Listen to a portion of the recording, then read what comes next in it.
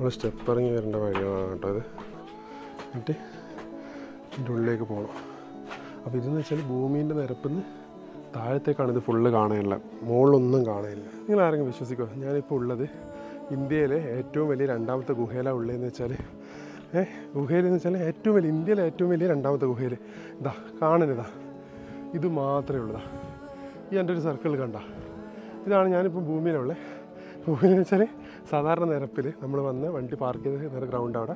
ഇനിയിപ്പോൾ ഇവിടുന്ന് നമ്മൾ താഴത്തേക്കാണ് പോകാനുള്ളത്. താഴത്തേക്ക് പോയി കഴിഞ്ഞാൽ ഏകദേശം 3-4 കിലോമീറ്ററോളം നമുക്ക് നടക്കാറുള്ളത്. ഈ ഒരു സർക്കിളാണ് നമുക്ക് പുറത്ത് നോക്കുമ്പോൾ കാണാനുള്ളത്. ഇങ്ങനെ ഒരു റൗണ്ടായിട്ട്. ഇനി ഇതിൻ്റെ താഴത്തേക്ക് നമ്മൾ ആ സ്റ്റെപ്പ് വഴി ഇറങ്ങിയിട്ടാകുമ്പോൾ ഇതാ ഇവിടെ എത്തും. എന്നിട്ട് ഇവിടുന്ന് പിന്നെ നടന്നു പോകണം.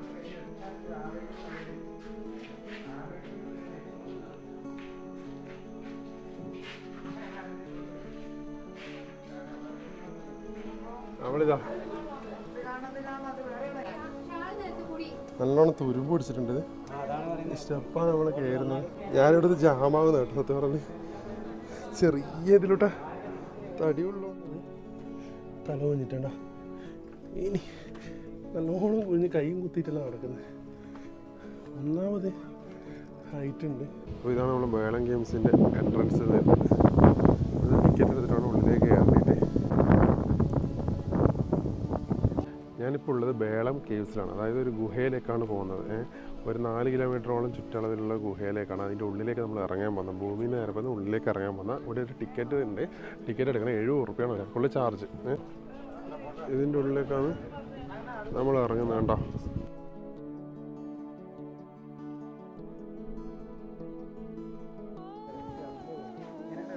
നമ്മളിതിങ്ങനെ ഇറങ്ങണം കേട്ടോ.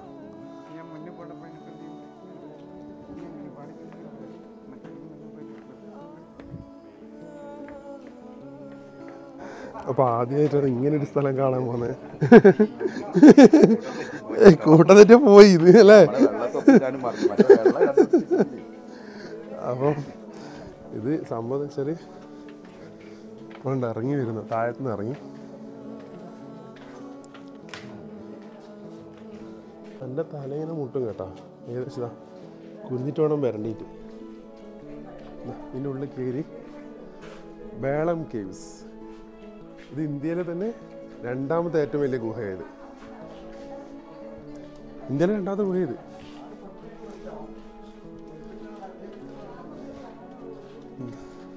നമ്മൾ നടക്കുന്നുണ്ടോ?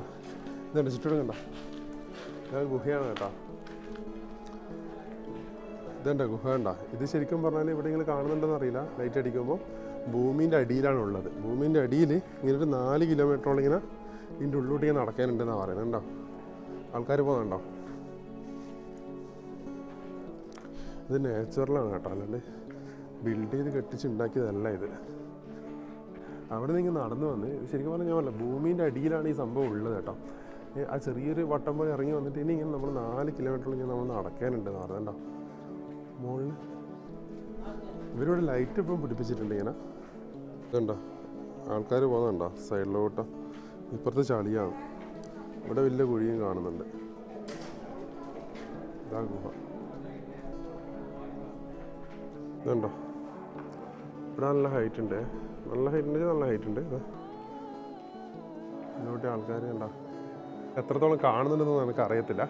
പക്ഷേങ്കിൽ ഇന്ത്യയിലെ ഏറ്റവും വലിയ രണ്ടാമത്തെ ഗുഹേൻ്റെ ഉള്ളിലൂടെയാണ് ഞാനിപ്പോൾ നടന്നുകൊണ്ടിരിക്കുന്നത്. അതായത് വേറെ ഒരു ചരിത്ര സംഭവത്തിനും കൂടി സാക്ഷിയായി. അതുകൊണ്ട് ഈ കോട്ടേൻ്റെ ഉള്ളിൽ നിന്ന് വേറെ 2 സൈഡിലേക്ക്, ഇത് മെയിൻ ഏരിയ അങ്ങോട്ടേക്ക് പോകേണ്ടത്. അപ്പോൾ ഇവിടെ ക്ലോസ് ഉണ്ടോ? ഇതിൻ്റെ വലിപ്പം നോക്കിയാട്ടെ.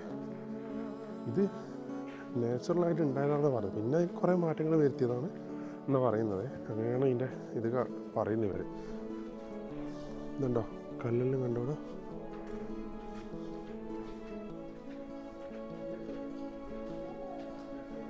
ഇതിൻ്റെ ഉള്ളിൽ തന്നെ സ്റ്റെപ്പ് ഉണ്ട്. സ്റ്റെപ്പ് കയറിയിട്ട് പോകണം. നാച്ചുറലായിട്ടെന്ന് പറഞ്ഞാൽ ഇങ്ങനൊരു ഗുഹയും കാര്യങ്ങളും ഉണ്ടാവും. പിന്നെ പല കാര്യങ്ങളിലും മാറ്റം വരുത്തി ഇങ്ങനെ ആക്കി എടുത്തിട്ടുണ്ടാവും. കുറച്ചും കൂടെയൊക്കെ എത്തിയപ്പോൾ എൻ്റെ തല കൂട്ടുന്നുണ്ട്. അപ്പോൾ ഞാൻ കുഞ്ഞു കിടക്കുന്നു. പല ഹൈറ്റിൽ ഇതുണ്ടല്ലേ, പല ഹൈറ്റിൽ പല രൂപത്തിൽ ഉള്ളതാണ്. പലയിടയ്ക്ക് പാറ താണ് ഇതുണ്ട ഇങ്ങനെ നിൽക്കുന്നുണ്ട്. അപ്പോൾ ഇത് കണ്ട, ഇത് വേറെ ഇതിൻ്റെ ഒരു എൻഡാണ്. ഇത് കണ്ട, ഇത് വേറെ വഴിയില്ല. ഇത് കുനിഞ്ഞിട്ട് ഇതിൻ്റെ അങ്ങോട്ടേക്ക് അറ്റത്തേക്ക് പോകുമ്പോൾ അത്രയേ ഉള്ളൂ പോലും. ഇനി അവിടെ നിന്ന് വേറെ വഴിയിലേക്ക് ഇങ്ങോട്ടേക്ക്. ഇത് കണ്ട, നമ്മളിങ്ങനെ നടന്നു വന്ന വഴികളാണ്. ഇത് കണ്ട, ഇതിങ്ങനെ നടക്കാൻ കേട്ടോ പല വഴികൾ. ഇത് ഞാൻ പറഞ്ഞില്ല, ഇത് പ്രകൃതിയിൽ ഉണ്ടാക്കിയതാണ്. പിന്നെ കുറച്ച് ആൾക്കാർക്ക് നടക്കേണ്ട വിധത്തിൽ കുറച്ച് മാറ്റങ്ങൾ മനുഷ്യന്മാർ വരുത്തിയിട്ട് ഒരു ടൂറിസ്റ്റ് സ്പോട്ട് പോലെ ആക്കിയിട്ട് മാറ്റിയത്. അവിടെ വേറൊരു വഴിയുണ്ട്, അത് ക്ലോസ് ആണ്.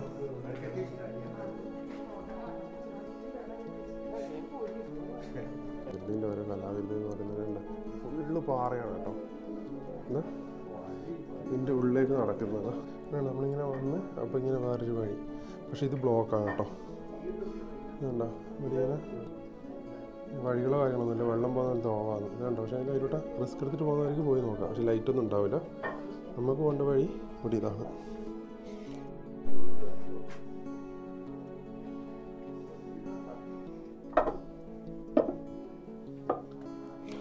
ഇതിലോട്ട് നടന്നു വരിക.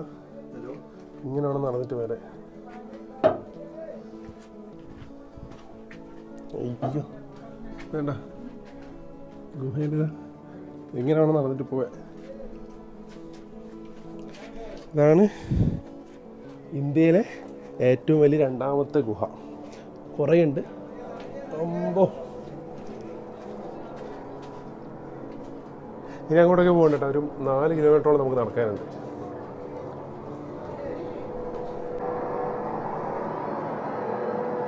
അടുത്ത് നടക്കേണ്ട വഴി കണ്ട,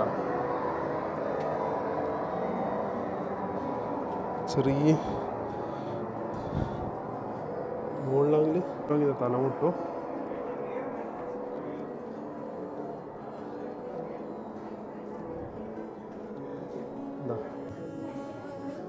വേണ്ട ഇതിലോട്ട് പോയാൽ എൻ്റെ തല ശരിക്കും മുട്ടുക. ഇങ്ങനെ കുഞ്ഞിട്ടാണ് പോകുന്നത്. നല്ല ഹൈറ്റ് ഉണ്ട്. 2 സൈഡ് ഇങ്ങനെയാണ്. ഇത് 2 വഴി കേട്ടോ. മുകളിൽ വേറൊരു വഴി, അതിപ്പോൾ ക്ലോസ് ആയിട്ടാണ് തോന്നുന്നുള്ളത്. എല്ലാം സ്റ്റെപ്പായിട്ടുണ്ട് കേട്ടോ. അത് കയറണം നമുക്ക്. ഇവിടെ താഴത്ത് നമ്മൾ പോകുന്നത് വെള്ളച്ചാട്ടം കണ്ടിട്ട്. ആവുന്നേട്ടാ, ഞാൻ പകുതി കുഞ്ഞ് നിരങ്ങുന്നതാ. അയ്യോ നിരങ്ങുന്ന ഒരു വെള്ളച്ചാട്ടം. ഇവിടെ ഒരു ശിവലിംഗം പോലെ ഒരു പാറ ഇങ്ങനെ രൂപപ്പെട്ടിട്ടുണ്ട്. ആ ആകൃതിയിൽ ഫുൾ ടൈമും വെള്ളം ശിവലിംഗത്തിലൂടെ ഇങ്ങനെ ഒഴുകിക്കൊണ്ടിരിക്കും. അപ്പോൾ ഈ ശിവലിംഗം കണ്ടിട്ട് ഈ ഗുഹയിൽ കയറിയിട്ടാകുമ്പോൾ എന്തായാലും ഇവിടം വരെ വന്നിട്ടാണ് തിരിച്ചു നോക്കുന്നത്. അങ്ങനെ വെള്ളം വരിക കേട്ടോ. നോക്ക്,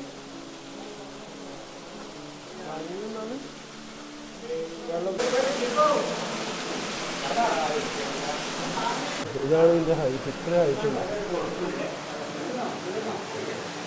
വന്ന് നമ്മളിതാ അതല്ലേ ഞാൻ പറയുന്നേ.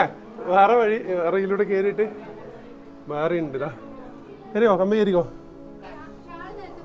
നല്ലോണം തുരുമ്പ് പിടിച്ചിട്ടുണ്ട്. ഇത് സ്റ്റെപ്പാണ് നമ്മൾ കയറുന്നത്. ഞാനിവിടുത്തെ ജാമാകുന്ന കേട്ടോ. സത്യം പറഞ്ഞ് ചെറിയ ഇതിലൂടെ തടിയുള്ളതുകൊണ്ട് വേണ്ട.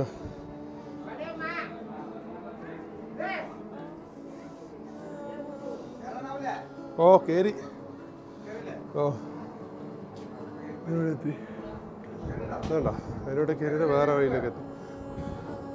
ഇതിൻ്റെ വരും. വേണ്ട അവിടുന്ന് കയറിയിട്ട് വേറെ വഴി. അല്ലേ നമ്മൾ ശരിക്കും പറഞ്ഞാൽ കയറിയ വഴി ഇറങ്ങിയ വഴി ഒന്നും തിരിയില്ല കേട്ടോ. അങ്ങനെയുണ്ട്. പക്ഷേ ഇവിടെ ലൈറ്റ് വെച്ചുകൊണ്ട് നമുക്ക് എങ്ങനെയാണ് പോയി കഴിഞ്ഞാൽ ഔട്ട് ഉണ്ടെന്നുള്ള എഴുതി വെച്ചുകൊണ്ട് നമ്മളെന്തായാലും പുറത്തെത്തും. ആ ഒരു വിശ്വാസമുണ്ട്. നമുക്ക് എട്ടിലും കണ്ടതാണ് കാണാത്തയാണെന്നൊന്നും തിരിയില്ല. ഓരോ വഴി പോകുമ്പോൾ ഓരോന്നും കാണാനുണ്ട്. ഇതുണ്ടോ, ഇത് നാച്ചുറലായിട്ടുള്ളതാണ്. ഇതൊന്നും കൂടുതലൊന്നും പറയാനൊന്നുമില്ല. ഇത് വന്നിട്ട് കണ്ട് അനുഭവിക്കണം. കണ്ട കൈപ്പണികൾ എന്ന് പറയുന്ന പോലെ നാച്ചുറലായിട്ട് പ്രകൃതിൻ്റെ ഓരോ പണിത്തരങ്ങളാണിത്. കണ്ടോ എത്ര വലിയ സ്പേസാണ് ഇത് നോക്കിയിട്ട്. മഴക്കാറ്റം മണ്ണ് വന്ന് അടിച്ചിട്ട് ഇവിടെ ഫുള്ള് ചളിയാട്ടാ. എന്താ ഇത്രയും ദൂരം വന്നത് തല കുഞ്ഞിട്ടണ്ട. ഇനി നല്ലോണം കുഞ്ഞ് കൈയും കുത്തിയിട്ടല്ല നടക്കുന്നത്. ഒന്നാമത് ഹൈറ്റ് ഉണ്ട്. ഇത് നമ്മൾ വന്ന വഴിയല്ലേ? ഇല്ല, ഒന്നും തിരിയുന്നില്ല. വന്നതാണോ പോയതാണോ? ഇത് വേറൊരു ഡെഡ് എൻഡ്.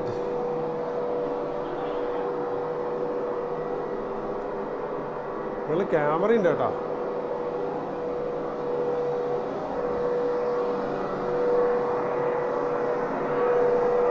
മോള് താഴത്തേക്ക് വേറെ അടുത്ത് തുടങ്ങിയോ കാറ്റ്?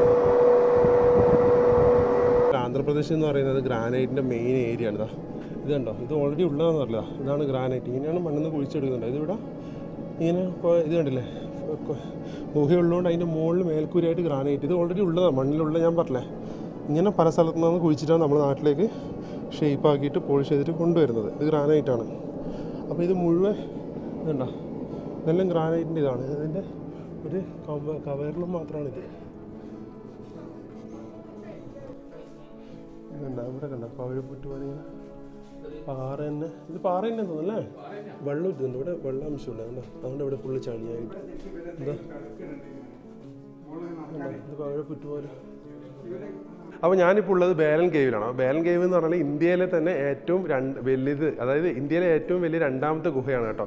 ഇത് ഇതേപോലെ തന്നെ പല സ്ഥലങ്ങളിലും കാര്യങ്ങളൊക്കെ ആയിട്ട്, അതായത് നമ്മൾ 3-4 കിലോമീറ്ററോളം നമ്മൾ ഇതിൻ്റെ ഉള്ളിൽ നിന്ന് കറങ്ങാനുണ്ട്. പല ദിശകളിലും കാര്യങ്ങളൊക്കെ ആയിട്ടാണ് നമ്മൾ പോകേണ്ടത്.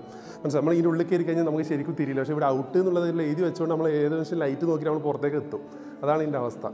ടൂറിസത്തിന് ഇത് ഞാൻ പറഞ്ഞില്ല, ഇത് പണ്ട് കാലത്തേ ഉണ്ടായത്, വർഷങ്ങളായിട്ട് പഴക്കമുള്ളതാണ്. പക്ഷേ ഇത് ടൂറിസത്തിന് വിട്ടുകൊടുത്ത് എപ്പോഴാന്ന് വെച്ച് കഴിഞ്ഞാൽ ജൂൺ 2002 ഈ ബേലൻ കേവ് സ്ഥിതി ചെയ്യുന്നത് ആന്ധ്രാപ്രദേശിലെ നന്ദ്യാൽ ഡിസ്ട്രിക്റ്റിലാണ്. അപ്പോൾ നന്ദ്യാൽ ഡിസ്ട്രിക്റ്റിൽ എന്ന് വെച്ചാൽ ഇവിടെ എൻട്രൻസ് ഉള്ളത് എപ്പോഴാന്ന് വെച്ച് കഴിഞ്ഞാൽ രാവിലെ 10 മണി മുതൽ വൈകുന്നേരം 4:30 വരെ നമുക്ക് ഉള്ളിലേക്ക് കയറാൻ പറ്റും. റിട്ടേൺ ആയിട്ട് തിരിച്ചിട്ട് അവസാനം വരേണ്ടത് വെച്ചാൽ 5:30 ആണ്. അപ്പോൾ ലൈറ്റ് ഓഫ് ആക്കിയിട്ട് സൈറനൊക്കെ മുഴക്കും. അപ്പോൾ 5:30 ആകുമ്പോൾ നമുക്ക് തിരിച്ച് പുറത്തേക്ക് വരണം.